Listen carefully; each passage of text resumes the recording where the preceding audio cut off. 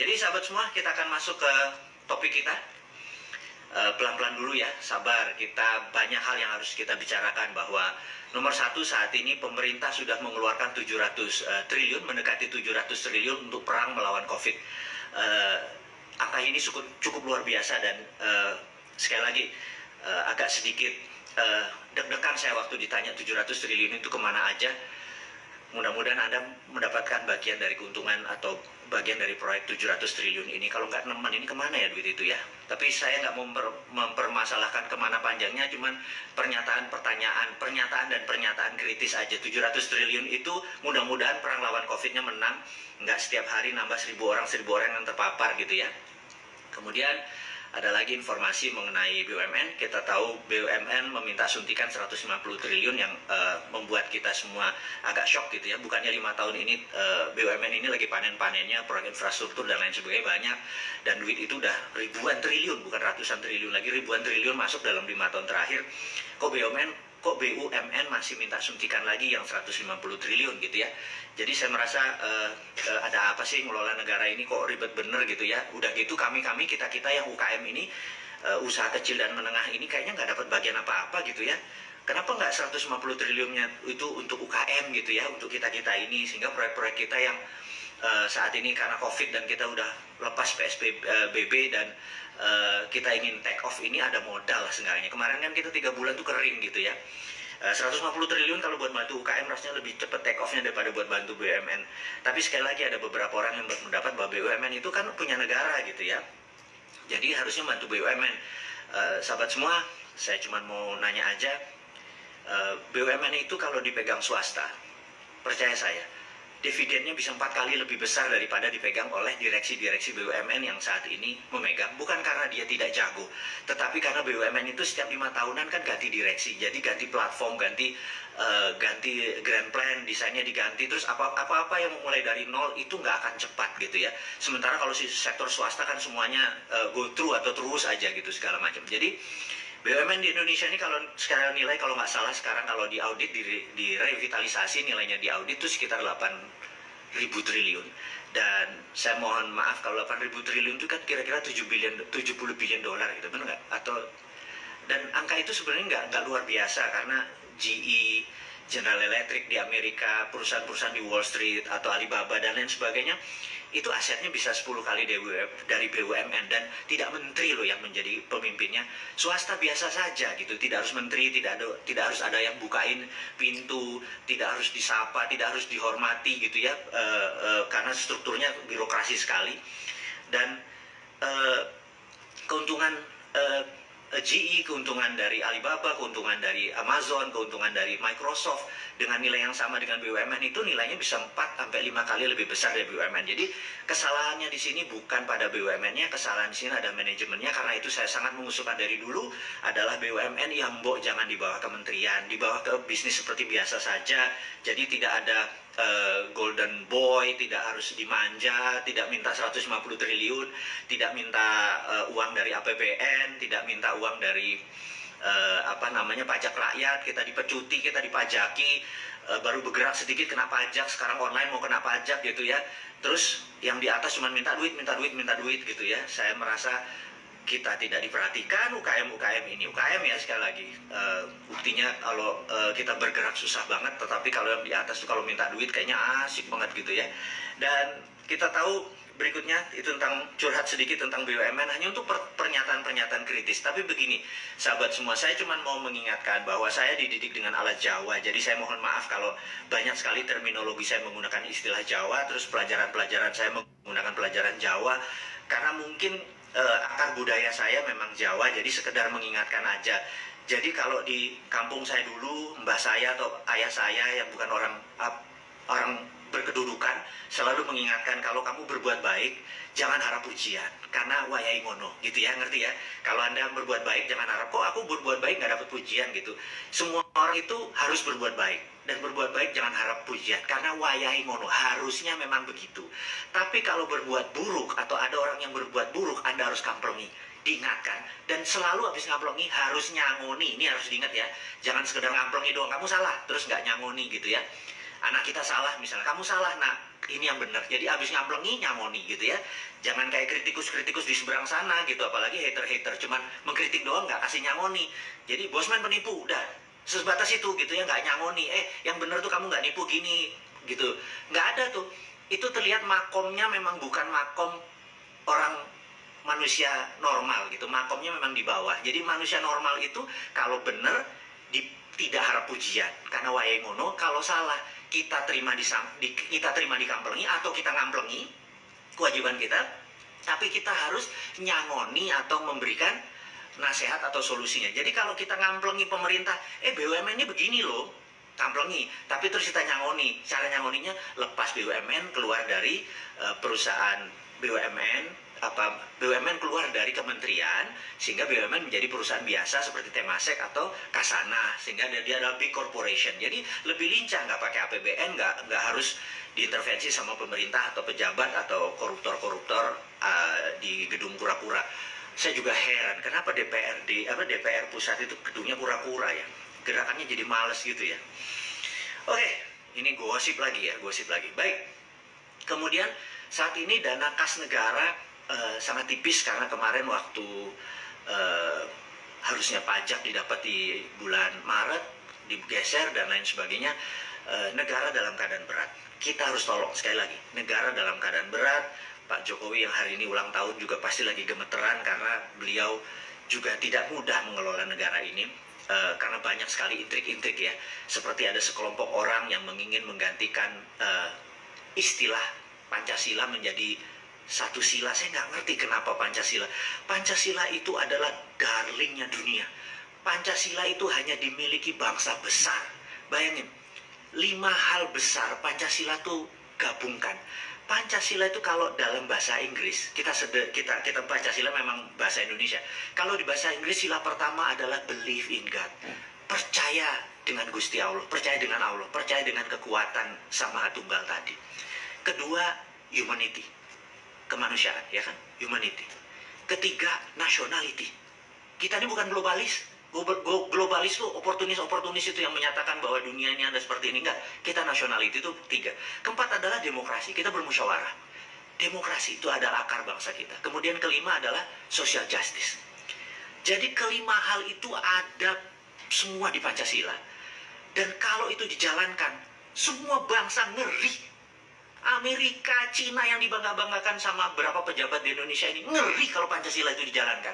Makanya untuk menggembosi bangsa Indonesia, 5 sila itu dibubarin aja, jadi gotong royong gitu ya. Saya bilang ini gila, saya bilang kayak gitu. Dan sekali lagi, Pancasila sudah selesai. Darah saya langsung naik, tensi saya naik langsung. Saya harus minum beberapa obat untuk menenangkan diri. Obatnya sih sebenarnya zikir ya. Jadi saya sekedar mengingatkan sekali lagi sahabat semua, bahwa jangan pernah men-challenge bangsa ini dengan merubah Pancasila. Pancasila batang tubuh adalah pondasi kita, selesai. Jadi kita nggak usah bicara lagi. Apapun Anda bicara Pancasila, mau itu dibilang kebinekaan, kayak apa segala macam, stop. Jangan bicara Pancasila. Pancasila udah selesai. Pancasila tinggal dipraktekkan.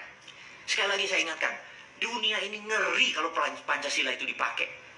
Mulai dari sila pertama sampai sila terakhir, kalau dipakai secara rinci, nasionalismenya, kemanusiaannya, believe in God, percaya pada Allah, kemudian demokrasinya dan social justice, di mana keadilan sosial bagi seluruh rakyat Indonesia dan dunia dipegang oleh Indonesia, Indonesia akan menjadi negara yang besar.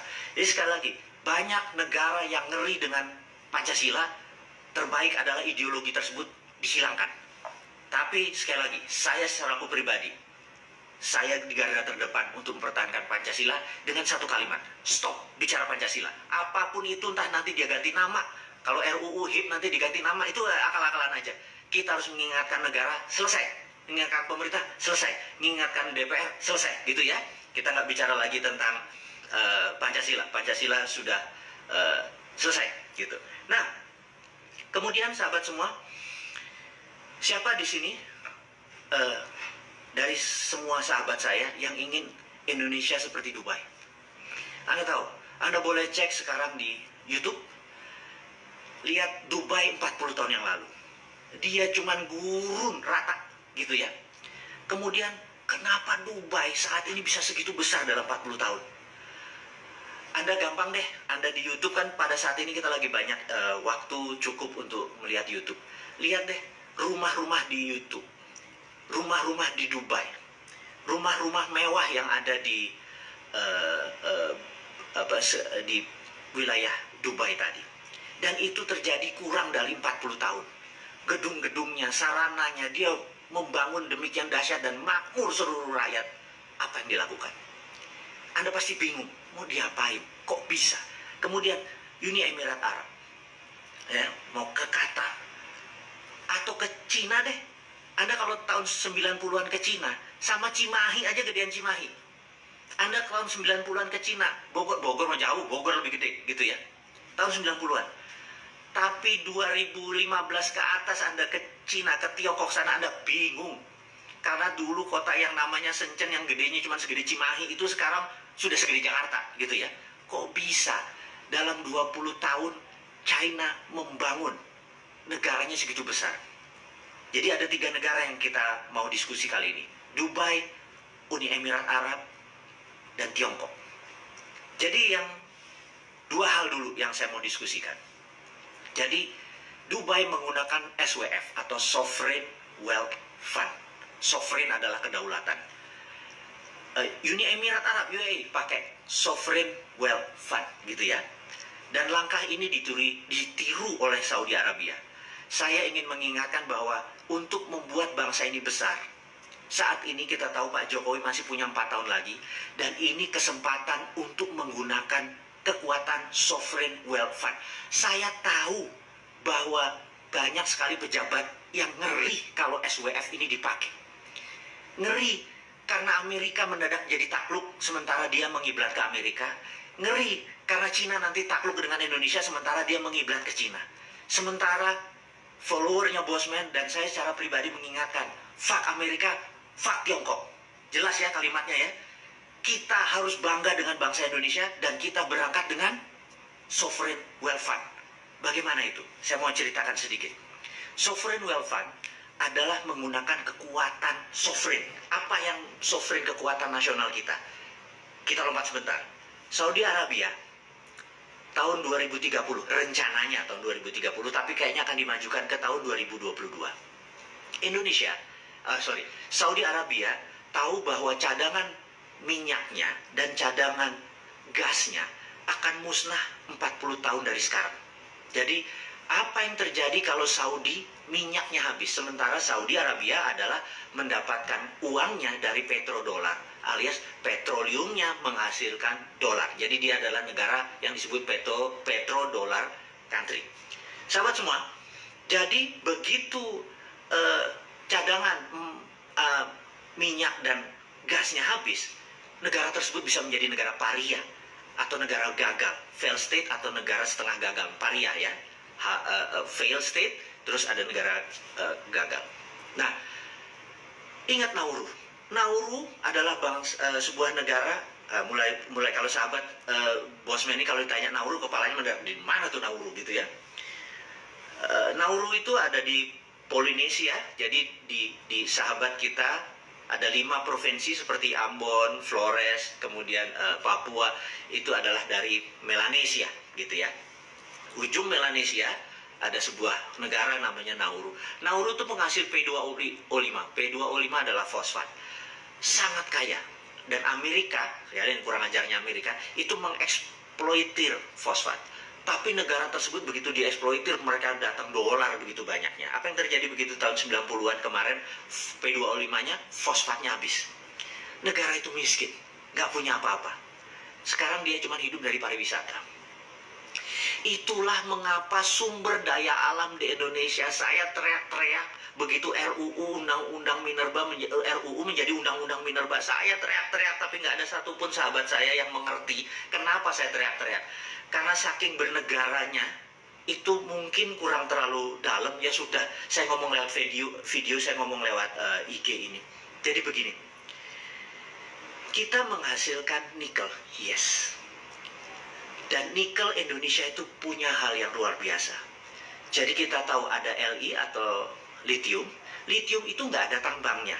Lithium itu adalah produk ikutan. Jadi sewaktu kita menjual nikel, yang dibeli cuma nikel, yang dibayar cuma nikelnya, litiumnya menjadi produk ikutan yang tidak dibayar, saya teriak. Harusnya kan konten yang dibayar. Kemudian kita tahu bahwa nikel di Indonesia itu juga ada feronya atau disebut feronikel. Tapi feronya, besinya nggak dibayar, Fe-nya. Jadi dibayar cuma Ni-nya doang, nikelnya doang. Harusnya yang dibayar adalah kontennya, feronya, nikelnya, litiumnya. Tapi sekali lagi, karena mungkin sekali lagi bernegaranya masih kurang paham, masih nggak terlalu banyak mengerti tentang dunia tambang. Jadi begitu nikelnya diangkat, ya udah kita dapat untung dari pajak dari nikel. Dan pabrik di Konawe, pabrik di saya meragukan bahwa itu bisa memisahkan nikelnya dari fero atau memisahkan nikelnya dari litiumnya. Jadi sahabat semua, mohon maaf saya minta ulangi lagi. Suara saya masih jelas ya? Tolong jempolnya, karena saya agak sedikit. Oke, terima kasih. Jadi sahabat semua, kita sudah buat kesalahan waktu Freeport. Ya mungkin ini senior-senior kita, bapak-bapak kita yang usianya sekarang udah 80-70 tahun, buat kesalahan yaitu Freeport yang dibayar cuma kopernya saja. Padahal koper konsentrat tadi kalau dimasukkan smelter ada goldnya, ada platinumnya, ada uraniumnya, dan itu kita tidak ada untungnya karena yang dibayar cuma koper konsentrat. Saya pikir udahlah, kegoblokan ini jangan diulang lagi. Sekarang nikelnya, feronya nggak dibayar, litiumnya nggak dibayar. Saya bukan anti pemerintah, saya cuman perbuatan yang merugikan bangsa dan negara, saya cuma mau bunyi. Jadi ke depan, feronya harus dibayar juga, litiumnya harus dibayar juga. Jadi waktu pabrik dibangun itu, saya minta, itu kan pabrik nikel, apakah nikel doang yang dikirim? Enggak, litiumnya keangkut, nggak dibayar gitu ya. Jadi sekali lagi, itu adalah sovereign kita atau natural resources, aset kita yang kebuang. Itu padahal kalau saya berhentikan itu, tidak usah nambang, mendingan jadi SWF. Nah, saya harus menerangkan SWF ini. Sekali lagi ya, mohon sabar di dalam berbicara dengan bosman ini karena suka lompat-lompat, demi pelajarannya dapat. Karena saya tahu teman-teman atau sahabat semua kadang-kadang buku kurang sempat dibaca, pelajarannya sudah cukup sibuk dengan ngurusi kehidupan, biar saya aja deh yang baca, saya terjemahkan dengan bahasa sederhana, bahasa populis. Kembali lagi, jadi Saudi nggak mau seperti Nauru. Kalau jadi seperti Nauru, negaranya bangkrut, apa yang terjadi gitu. Jadi Saudi akan merubah dari negara petrodolar di tahun 2022, katanya 2030, dia akan menerbitkan SWF, Sovereign Wealth Fund. Aramco akan menerbitkan Sovereign Wealth Fund. Nilainya adalah 2000 billion atau 2 triliun dolar. Itu banyaknya minta ampun, gitu ya. Nah, dia akan majukan, dia ambil, jadi misalnya gini, ini contoh aja. Cadangan dia nilainya 5.000 gitu ya, triliun, yang 2.000 diambil duluan. Untuk apa diambil duluan? Dia akan membuat Saudi menjadi negara yang disebut service country, negara jasa. Negara jasa itu seperti apa?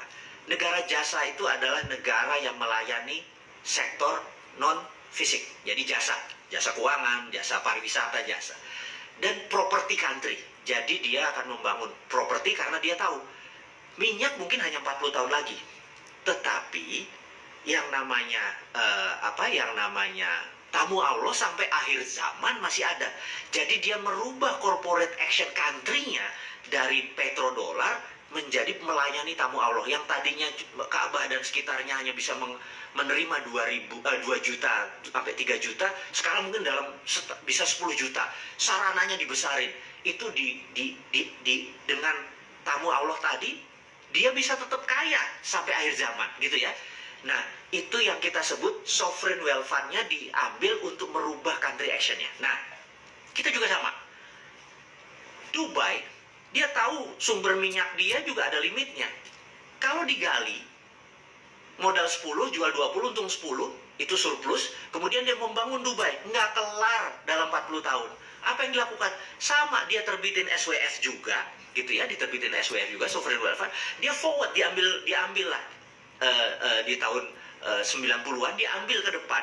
Itulah yang dia buat bangun Dubai menjadi hub dari Timur Tengah. Jadi hub.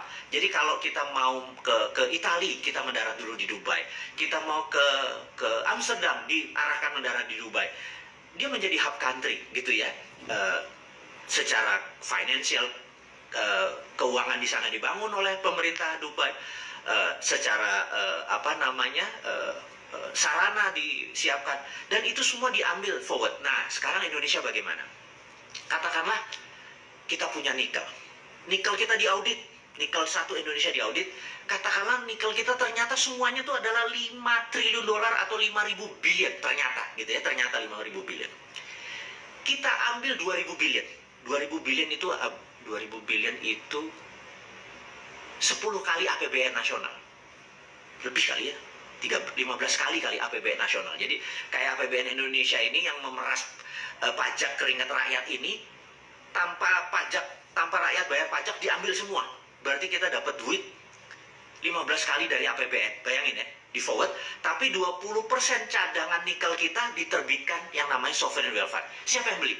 Gitu ya, siapa yang beli? Misalnya Singapura mungkin beli nggak? Mungkin. Singapura gimana belinya? Karena kan dia nggak punya natural resources. Negara Singapura tidak punya natural resources, sumber daya alam. Jadi dengan membeli sovereign wealth fund Indonesia, dia menjadi memiliki sovereign wealth fund juga. Sovereign wealth, bukan fund ya. Sovereign wealth, dia mempunyai kekayaan nasional. Jadi yang tadi, nikel tadi diambil sama dia.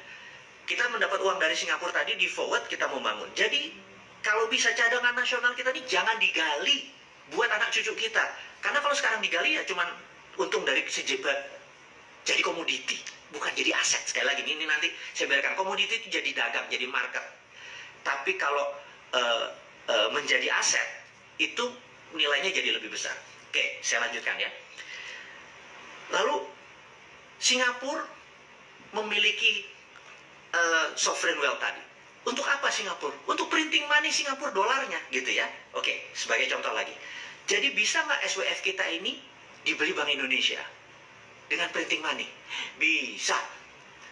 Jadi kita katakanlah perlu 11.000 triliun yang sekarang ada di tangannya pemimpin kita ini. Printing money aja di Bank Indonesia, dengan SWF-nya tadi dibeli oleh Bank Indonesia, printing money aja. Jadi money-nya ada underlaying-nya. Kita bicara masih nikel ya. Sementara kita punya palladium, kita punya osmium, kita punya tantalum, kita punya platinum, kita punya uranium, kita punya segalanya. Mungkin ada 130 unsur di tabel periodik dulu yang kita waktu SMA diajarin, hari libur nanti kita rebus kubis Prancis, HLI. Anda ingat ya pelajaran itu ya? Kalau lupa Anda pasti bukan anak IPA, gitu ya. Jadi itu semua ada kali 130 unsur di Indonesia ini. Di tabel periodik itu ada, masing-masing diaudit. Itu adalah sovereign wealth kita. Itu adalah national resources aset kita. Itu adalah harta yang sampai akhir zaman masih bisa kita kelola. Dan tapi sekali lagi kita harus punya grand plan. Uang yang tadi, yang 15 kali dari APBN tadi mau diapain gitu ya. Itu harus masuk sektor produktif. Misalnya anak-anak mudanya sekarang, kita nggak mau pakai Google lagi, kita nggak mau pakai Amazon lagi, kita nggak mau pakai Facebook lagi, kita nggak mau pakai Twitter lagi, kita nggak mau pakai Instagram lagi. Kita buat Instagram Indonesia, kita buat Twitter Indonesia. Modal itu anak-anak putra bangsa itu, sehingga kita tidak bergantung pada alat-alat yang dari negara tersebut. Kita beli satelit, jadi terus kita bangun teknologi kita. Itu semua bisa dengan grand plan seperti begitu. Dalam 5 tahun, kita lebih gede dari Dubai, kita lebih gede dari Cina, kita lebih gede dari Amerika. Inilah yang membuat saya kadang-kadang, ya Allah, ngapain sih ngutang lagi gitu ya? Ngapain sih lu nggak melihat aset? Diamond itu nggak jauh. Diamond itu ada di sekeliling kita gitu. Dan inilah yang sekedar kita mengingatkan bahwa dengan SWF, dengan Sovereign Wealth Fund, negara ini nggak berhutang, negara ini berdaulat. Negara ini punya grand plan. Apa mentang-mentang sejak kita menggunakan Undang-Undang 2002 kita nggak punya GBHN, garis besar haluan negara kita nggak ada, sehingga kita nggak tahu mau kemana, cuma ngabisin anggaran. Nggak ngono ngelola negara. Kalau kayak gitu mah nggak usah sekolah tinggi-tinggi, nggak usah gaul tinggi-tinggi. Semua orang jadi bisa. Nggak sesederhana itu mengelola negara, Cuk. Jadi sekali lagi, saya cuma mengingatkan bahwa mengelola negara itu simple kalau kita sederhanakan. Tapi kalau kita serba takut IMF lah, takut obor Cina lah, takut Xi Jinping lah, takut Trump lah. Gila ya, yang ditakuti ya Allah satu, itu aja. Nanti di akhirat lu ditanya, itu yang ditakuti. Susahnya minta ampun. Aduh, kok banyak bener hidup ini ditakut-takuti ya. Jadi sahabat semua, saya jadi emosi nih kalau udah hari Minggu ketemu teman-teman, kita harusnya bukan senang-senang karena Senin hari kerja, tahu-tahu bosman bawa hal yang memprovokasi semuanya. Enggak. Ngapunten sekali lagi, tidak ada niat saya untuk menjadikan negara ini berantakan, tidak. Saya ini sangat NKRI, garis lurus, garis lucu. Saya ingin negara ini berdaulat, dan saya ini capek dengan pejabat yang memuja sistem yang nggak jalan. Old system doesn't work, IMF doesn't work, gitu ya. Obor, one belt, one road, yang semuanya ke Cina, it doesn't work. Itu work buat mereka, IMF ya work buat Amerika gitu loh, bukan buat kita. Kita ini punya SWF di dunia ini, saya mau mengingatkan, yang mempunyai tambang, natural resources, hanya Indonesia. Mau bukti? Ya, kalau Anda ada bola, transparan, terus Anda dikasih glitter. Glitter itu apa yang mengkilat-mengkilat putih itu. Terus Anda puter itu bola plastik, 1 jam dia ada puter. Anda tahu bahwa itu glitter itu akan ngumpul di tengah-tengah bola tersebut, gitu ya. Dan sahabat semua, kita ini kalau garis khatulistiwa Indonesia ini megang wilayah yang sangat panjang. Dan sudah miliaran tahun bumi itu berputar, gitu ya. Saya bukan percaya flat earth ya, jadi saya adalah percaya bumi itu putar. Jadi flat earth silahkan Anda percaya dengan yang lain, dan nggak ngerti gimana mineral itu ada di Indonesia. Jadi seluruh mineral itu ada di pinggangnya kita, gitu ya. Dan inilah kekayaan yang tidak dimiliki bangsa lain. Bangsa lain itu horny, mau nidurin Indonesia, mau naklukin Indonesia, mau memperkosa Indonesia. Dan jangan pernah beri kesempatan, kita ini gadis cantik, kita ini the best, gitu ya. Jadi saya pikir SWF pelajaran yang sangat sederhana. Saya yakin sahabat saya nggak usah belajar buku, harus baca ribuan buku Anda baca. Sovereign Wealth Fund adalah bagian dari Modern Monetary Theory. Guru besarnya adalah Michael Hudson. Dia mengingatkan gampang, bukunya tebel-tebel. Anda capek kalau baca buku dia. Tapi saya sarikan bahwa SWF hanya dimiliki tidak semua negara. Indonesia salah satunya. Dan Indonesia memiliki pasal 33 yang melindungi kekayaan nasional tersebut. Karena segala yang ada di bumi adalah milik negara, gitu ya. Jadi sekarang kontraktor-kontraktor itu yang namanya Freeport minggir. Dia cuman kayak kontraktor aja, kayak pembuat rumah. Jadi dia kalau kita punya hotelnya ya dia Grand Hyatt-nya dia kelola. Begitu Grand Hyatt-nya screw up ya kita ganti dengan Novotel. Novotel screw up kita ganti dengan Le Méridien. Suka-suka kita. Karena kita yang memiliki. Jangan sampai dia yang memiliki. Kalau sekarang kan Freeport yang ngambil, Freeport yang punya asetnya, Freeport yang jaminin. Kok bisa? Nggak boleh lagi. SWF harus dipegang nasional. Jadi di Indonesia saya sarankan gimana SWF itu bisa beroperasi. Jadi saya sarankan di teman-teman di Kementerian SDM, buatlah SKK Minerba, Satuan Kerja Khusus Minerba, mineral dan batu bara, dan Anda bisa menerbitkan SWF Anda adalah instrumen negara, karena ada SKK, Satuan Kerja Khusus. Anda adalah BUMNK, Badan Usaha Milik Negara Khusus. SKK Minerba tadi, Anda yang mengaudit semua kekayaan nasional ini. Dan Anda bisa lakukan itu dengan sangat cepat. Anda audit berapa nikel di sini, berapa dolomit di sini, berapa tantalum di sana, berapa osmium di mana gitu. Anda tahu. Anda segera lakukan, dan kita mulai dari mana? Kita mulai dari nikel, katakanlah. Kita mulai dari koper, bisa. Kita mulai dari emas, bisa juga gitu ya. Karena semua itu mungkin, dan semua itu negara lain butuh. Sahabat semua, mudah-mudahan pelajaran tentang SWF ini bisa menangkap sedikit gambaran bagaimana kita bernegara. Jadi sekali lagi, video dari Bosman, IG dari Bosman adalah cara cerdas bernegara. Kita memberikan solusi. Dipakai nggak dipakai itu bukan tugas kita. Kita sudah mengingatkan. Nanti di akhirat kalau ditanya, ilmumu sudah kamu ingetin, sudah dipraktekin, enggak, bukan urusanmu, gitu ya. Ini juga teman-teman, saya minta saat ini ada 12.300 sahabat yang menonton acara Bosman ini. Saya harap Anda juga berkontribusi. Sebarkanlah tentang SWF ini. sebarkanlah bahwa potensi kita ini lebih bisa membuat bangsa Indonesia besar. Jadi apa yang membuat bangsa Indonesia besar? Saya ulangi lagi, nomor satu, Pancasila. Pancasila ini ditakuti oleh dunia kalau itu dipraktekkan. Kedua, SWF kita, karena hanya negara Indonesia memiliki natural resources aset yang bisa di forward, kita ambil sebagian di muka. Sekali lagi, syarat waktu untuk diambil itu kita harus punya grand plan-nya. Kita harus punya grand plan-nya dan fokuskan grand plan ini untuk membantu mereka yang di bawah 40 tahun. Lupakan yang seperti saya yang sudah di atas kepala 5 ini. Lupai, karena sebentar lagi kami sudah nggak ngerti sama kalian yang muda-muda ini. Kalian yang di bawah 40 tahun ini kan 60% penduduk Indonesia. Kalian yang harus mengendalikan. Jangan kalian diperdaya sama orang-orang kayak saya. Kalian harus lebih pintar. Jadi saya hanya memberikan. Bukan untuk saya, untuk Anda. Kalau Anda nggak percaya SWF gimana sih bisa jalanin? Saya nggak percaya itu sama bosman. Nggak apa-apa. Anda pelajari lebih jauh lagi. Gitu ya. Anda perdalam lebih jauh lagi. Anda lebih pintar dari saya. Gitu. Dan semua harus kita lakukan berdasarkan konstitusional. Jadi kita nggak ingin merubah negara ini dengan cara-cara yang tidak konstitusional. Harus konstitusional. Harus produktif. Tidak merusak. Tidak saling menghujat, biar buzzer aja nanggung dosanya. Karena nanti begitu bosnya udah nggak berkuasa, buzzer ini gue nggak tahu dikuliti kali ya sama yang lain. Saya nggak tahu kok bisa hidup dengan sesuatu yang akan mengancam jiwanya beberapa tahun lagi gitu ya. Nggak enak banget. Tapi ada loh orang yang memilih kayak gitu, mengejek yang lain, mengejek bangsa sendiri, membelah-belah, dan nggak bosen-bosen gitu ya.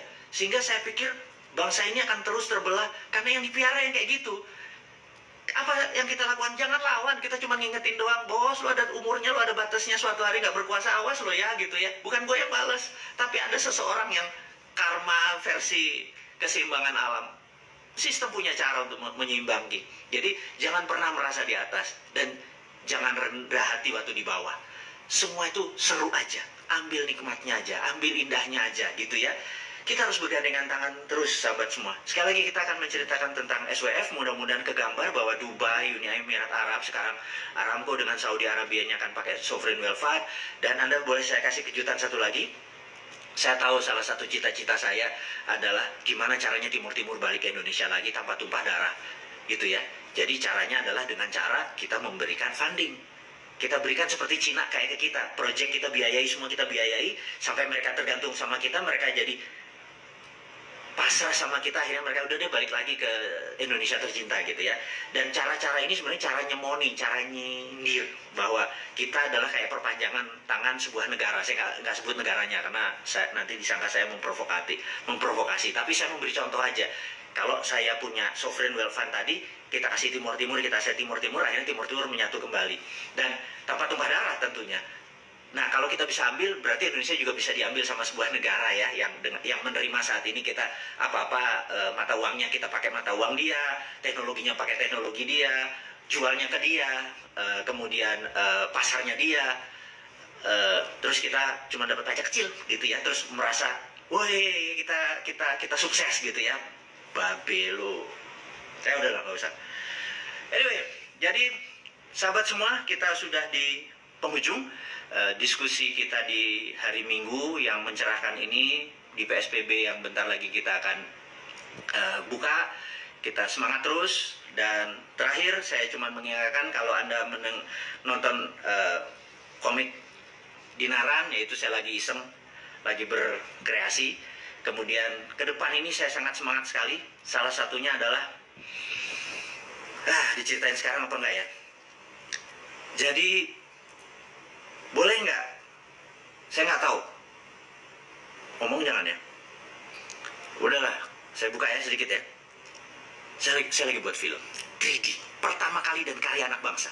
Jadi ada sahabat saya memiliki teknologi yang luar biasa di 3 dimensi, dan saya pikir, yuk kita buat film, gitu ya.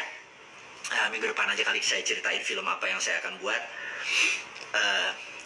Prinsip saya adalah dalam hidup ini, if you never throw the dice, you will never have a six gitu ya. Kalau kamu punya dadu, kamu nggak pernah lempar, kamu nggak akan pernah dapat yang terbaik 6. Dan ujung-ujungnya, saya adalah satu bidang yang belum pernah saya masuki adalah dunia film. Dan saya mau throw the dice, siapa tahu dapat 6 gitu ya. Dan film ini adalah film 3D karya anak bangsa.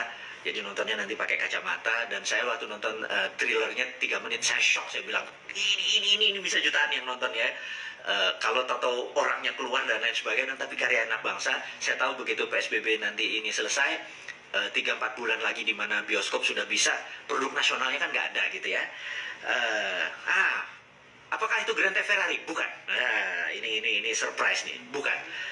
Sahabat semua, kita rangkum pertemuan hari ini adalah kita mengingatkan bahwa BUMN kalau bisa membenahi dirinya untuk lebih agresif, kemudian 700 triliun yang saat ini berperang melawan COVID, semoga bermanfaat dan bisa dijelaskan kemana aja tuh duitnya gitu ya.